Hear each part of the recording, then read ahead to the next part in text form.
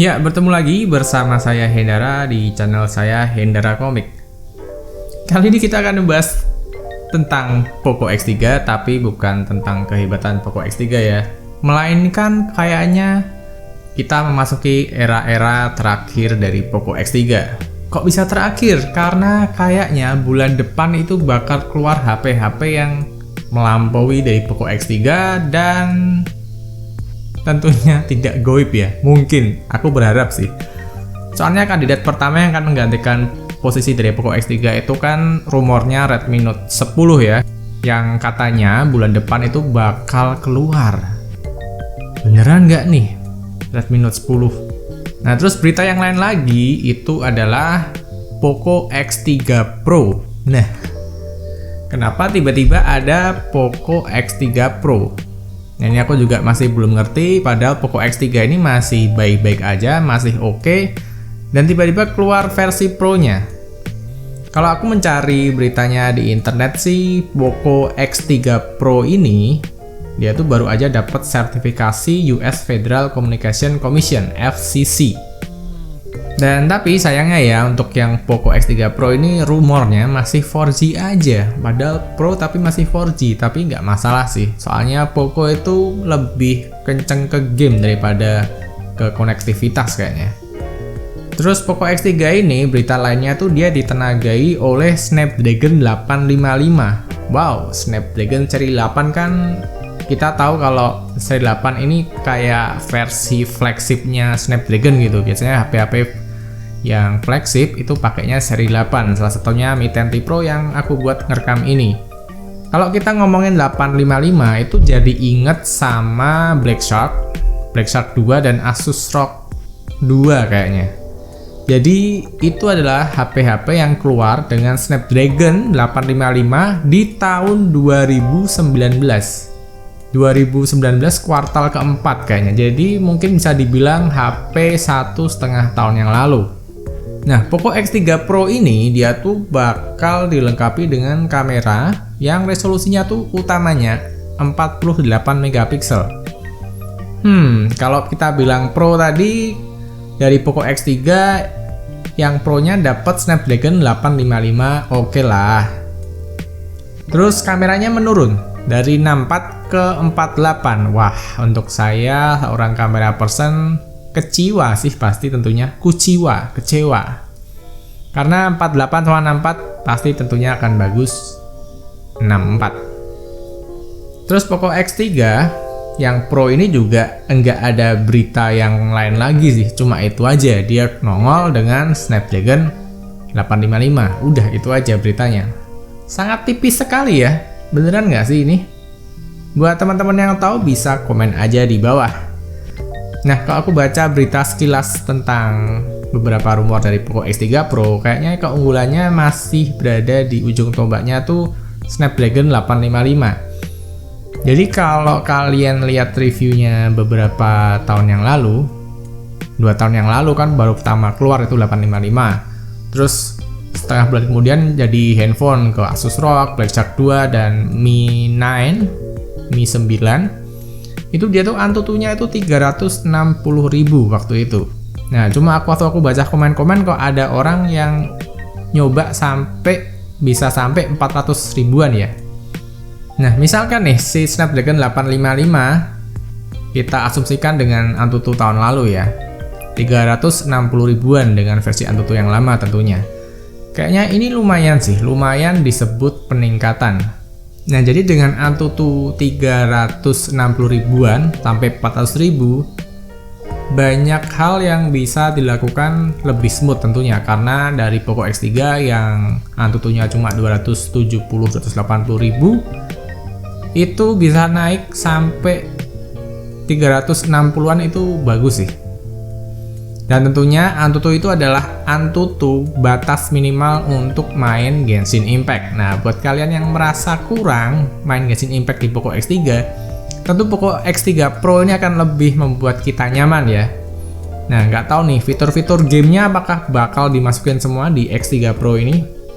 Jadi kita nantikan aja beritanya yang lebih lanjut tentang Poco X3 ini.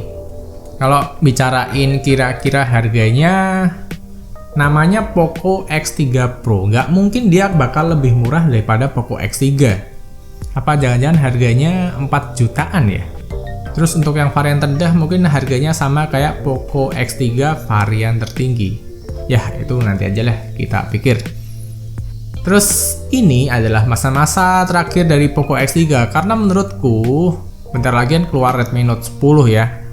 Itu bakal semoga bakal dapat spek yang lebih tinggi daripada Poco X3.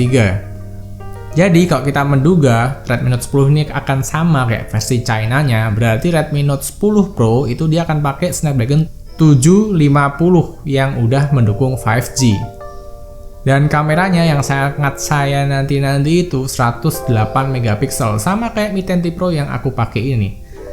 Jadi buat kalian kamera person, kamera 108 megapiksel ini akan keren banget. Kerasa banget upgrade-nya dari 64 ke 108. Terus kalau yang versi yang nggak Pro-nya, Redmi Note 10, itu mungkin dia akan pakai MediaTek 800U.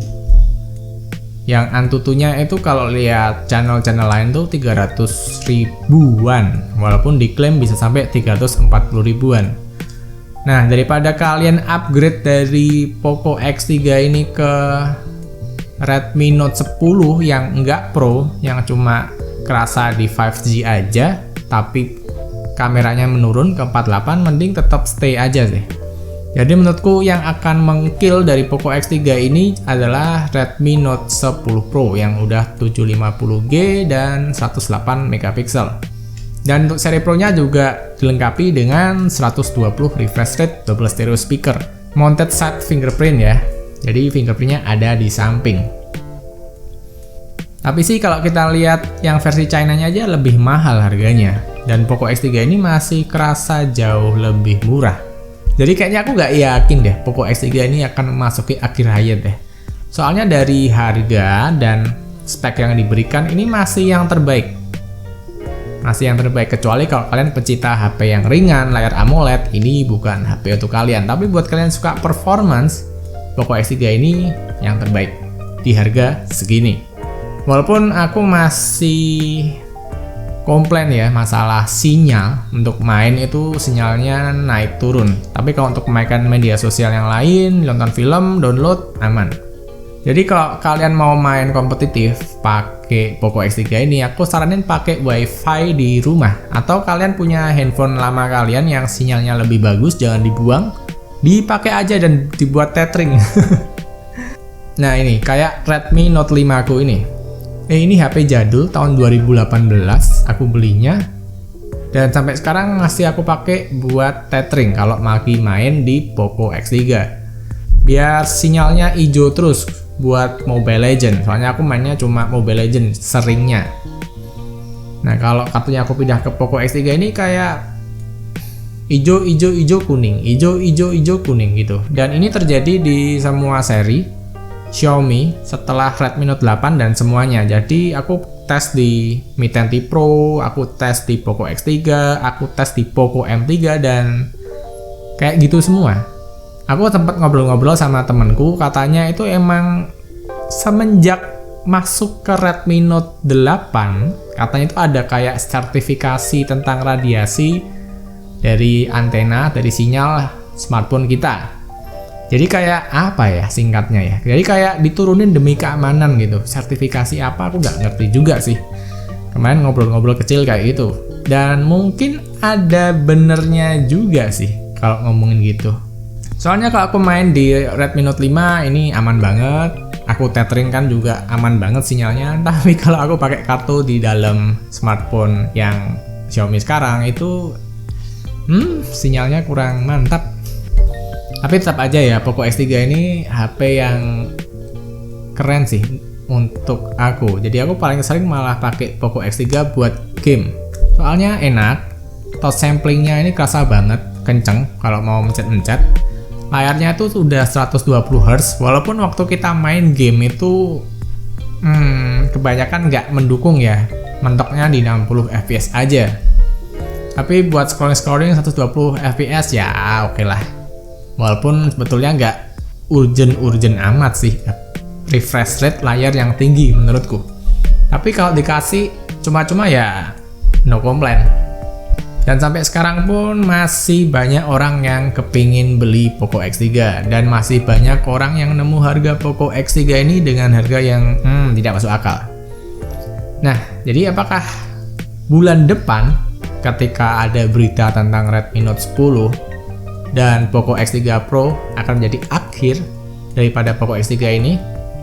Komen di bawah ya. Kamera terbaik dengan EIS. Suka banget dengan kameranya. 60 fps ini bisa stabil, padahal Mi 10T Pro aja nggak bisa. Keren.